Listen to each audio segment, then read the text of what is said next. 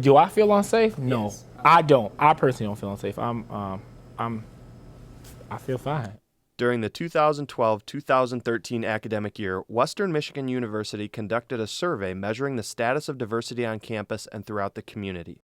The Campus Climate Survey received more than 5,600 responses from randomly selected students, staff, faculty, and administrators covering a variety of diversity-related topics.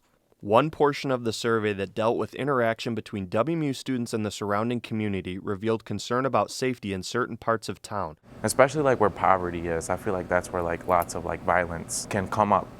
Rundown houses, crazy people. I still feel unsafe sometimes at night, you know, when you're walking and you see somebody homeless. I mean, that's probably like natural instinct. When I came, I thought that downtown was not a safe area, and I stayed away from it. And I wish that every student knew that that is completely false. It really comes down to a question of familiarity, almost like your hometown. I mean, if you go home to your hometown, you feel comfortable going anywhere. I guess I've seen both worlds. Growing up in Detroit, and we know Detroit has a high crime problem. Sometimes, depending on where you are from, you bring those perceptions with you. It's that one thing that you hear that, you know, transcribes it into your brain, and you're like, okay, that's a bad neighborhood. Not always. With more than 4,700 citizens occupying 1 square mile to the west of downtown Kalamazoo, the Vine neighborhood is an area where cultures collide. Steve Walsh, the Vine Neighborhood Executive Director, says that living in the Vine neighborhood is an exercise in reality and basic precautions need to be taken.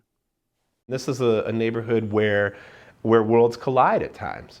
So, I don't ever want to scare anybody, but I also want to be realistic and say, keep your guard up. That's the reality of wherever you live. Keep your guard up, keep your head up. Students, from what I understand from our Department of Public Safety, tend not to be quite as careful about things like that. It's more willing to open their doors when somebody knocks on the door, or they might go off and leave their doors unlocked, their windows unlocked, and that's those creating opportunities for crime. There are a lot of parties that happen here, and a lot of parties with a lot of open doors. I often tell residents, you have to lock your doors. This isn't just good time college town anymore. There's always going to be people that take advantage of that situation. And I talk to students, I said, look, you can be the man and have the party with 400 people, but what you need to understand, of those 400 people, there's going to be 10 of them that don't care about you at all. And those are the ones that are propping your windows open, propping your doors open, going into your room and stealing things. You don't want to be fear-mongering. We already get enough fear pumped at us that we need to be afraid of the people that are different from us. This is different. This is just what you would do. This is just what you should do living in the city. With community leaders urging citizens to exercise caution in Kalamazoo neighborhoods, students identified the public transit system that runs through Kalamazoo as unsafe. Located in downtown Kalamazoo next to the Gospel Mission, the Kalamazoo Public Transit System is a resource that both students and residents share daily. The bus station is interesting. You see some crazy stuff on the bus. Yeah. Like, yes. Today we're on the bus and this guy was yelling on the phone like, I take my prescription. And he was calling people everything just going. And then he fell on top of me.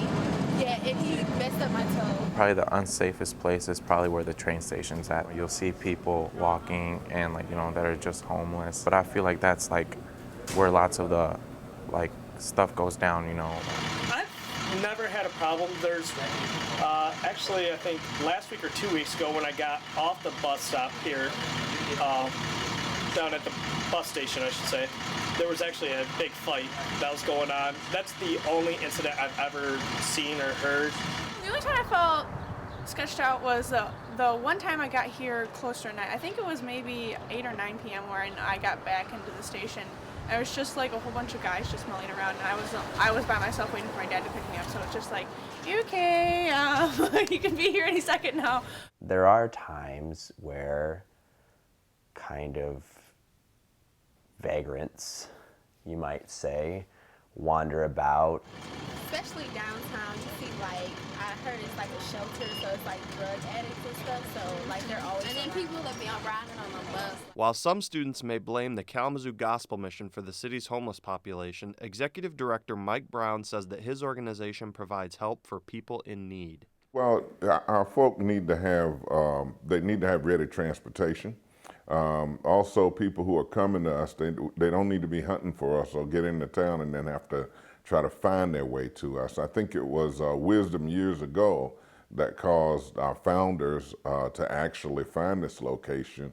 And it was also an acceptance from the community at that time to help them to get, in an ideal location, such as right downtown here. Where you have a homeless community, generally you have people from all different walks of life. And so there's a possibility that you may have some unsavory people in that arena. The folks that have a negative perception are the ones that really aren't that close or don't have that much information about what we do. And so naturally they go by what they've heard or what they've heard in other places and things like that. You can't stop certain segments of the community from using the bus because you feel uncomfortable. They have a right to be there. I've also heard that the numbers of homelessness in Kalamazoo is so high because of the gospel mission. That's not true. The programs in the gospel mission are what they are because the numbers in Kalamazoo are so high. Downtown Kalamazoo Incorporated is one organization that is working to improve the negative perceptions that students have about safety in the city. Downtown Kalamazoo tries to attract students downtown through our Student Connections program, because I know I experienced this too as a freshman, just hearing stories and things from people, but never actually coming downtown, but just being afraid because there's just this belief that it was dangerous because of an incident here, an incident there that somebody heard that maybe happened 5 to 10 years ago, or that you found out wasn't even true. I would just say come downtown. We spend a lot of time working with organizations like Discover Kalamazoo, Downtown Kalamazoo Incorporated, and we bring them into the mix as soon as we have students on campus. I try and promote different events that are taking place and trying to make it seem more friendly and open, and that it's really not a unsafe place to come down and hang out at. Community leaders say that education and engagement is the key to altering views about safety in Kalamazoo.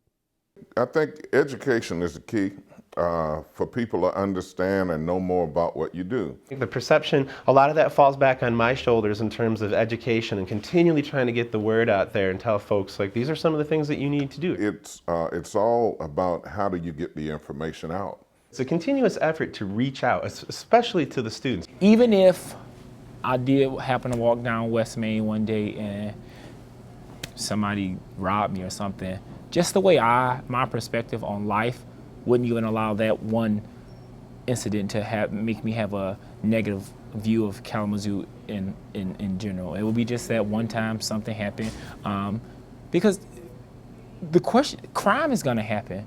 I mean, stuff will happen to people. I think how we perceive those things really matter a whole lot more.